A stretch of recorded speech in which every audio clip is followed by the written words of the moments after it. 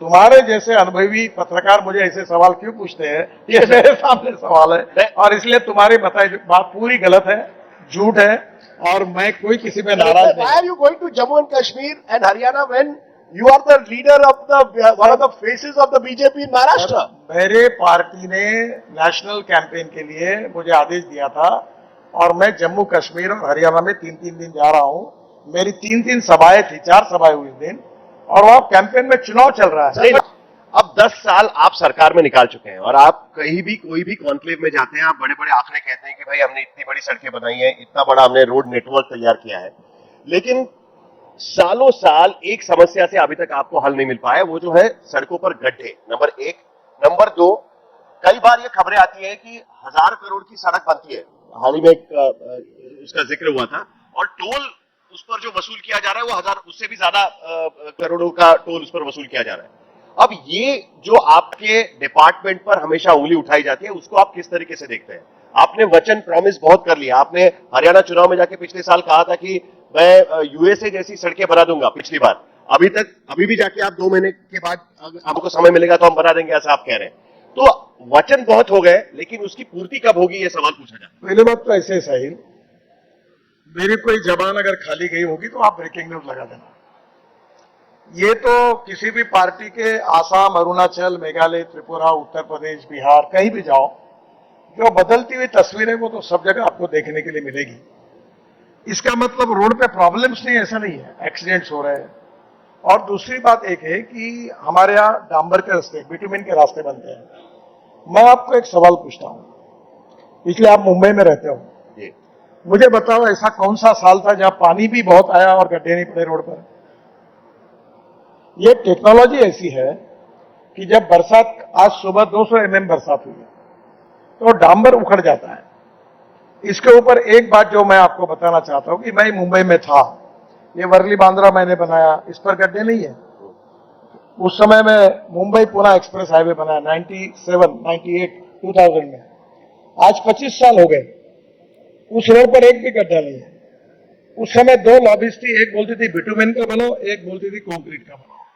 तो पहली बात यह है कि कंक्रीट पर गड्ढे नहीं पड़ते, पर कंक्रीट में जो राइडिंग क्वालिटी होती है, वो कंक्रीट बहुत हार्ड होने के कारण जो बिटुमेन रोड पर जो एक फ्लेक्सिबिलिटी रहती है उसमें नहीं रहती। तो आज देश में 2 प्रकार के विचार है कि कंक्रीट रोड या बिटुमेन रोड। अब प्रॉब्लम ये हुआ है कि पिछले 2-3 सालों से बरसात का प्रमाण इतना बढ़ रहा है कि अच्छा बना हुआ रोड भी उखड़ जाता है, और ये वर्ल्ड में होता है। और जब ये अभी बरसात 1 महीने में खत्म हो जाएगी, फिर ना इसकी चर्चा कहीं होगी। मैं पूरा आपका जवाब देता हूं। लेकिन सर, सवाल इसलिए भी उठता है क्योंकि आप अपने कॉन्स्टिट्यूएंट्स के पास जब चुनाव में जाते हो तो आप कहते हैं मैं अमेरिका जैसे सड़कें बना दूंगा। ये अमेरिका का एग्जाम्पल क्यों देना पड़ता है? क्यों नहीं आप कह सकते कि भाई 10 साल मैंने काम किया हुआ है, मैं यहाँ पर भारत जैसी सड़कें आप अमेरिका में आपको मिलेंगी? मैं आपको एक बात बताऊं, मुझे मालूम है आप कहाँ कितने घूमे हो।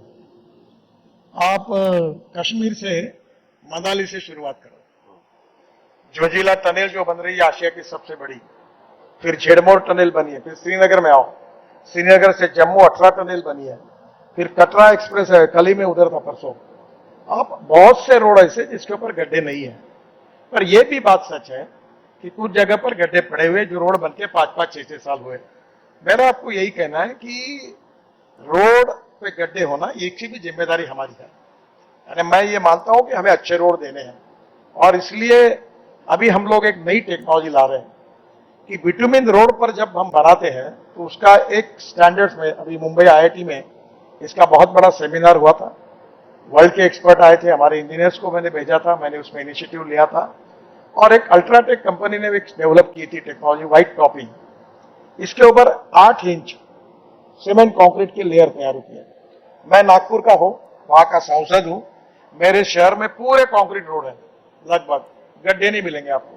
तो अब इसके ऊपर भी टेक्नोलॉजी के साथ ज्यादा बरसात भी आएगी तो भी हम लोग, अभी आज ही मैंने उस फाइल पर सही की है, और हम व्हाइट टॉपिंग करेंगे जिससे गड्ढे नहीं हो। इसी but the problem Gadkari ji, highway बड़े अच्छे बने हैं। आप पुणे चलिए, फॉरगेट अबाउट गड्ढे, पॉटहोल, ट्रक होल हो गए हैं। आप बंगलोर चलिए, आप हरियाणा से हाईवे से किसी भी गांव में चलिए, वहां के रास्ते कैसे हैं? तो ऐसा लगता है हाईवे तो ठीक ठाक बन गए, लेकिन रास्तों का क्या?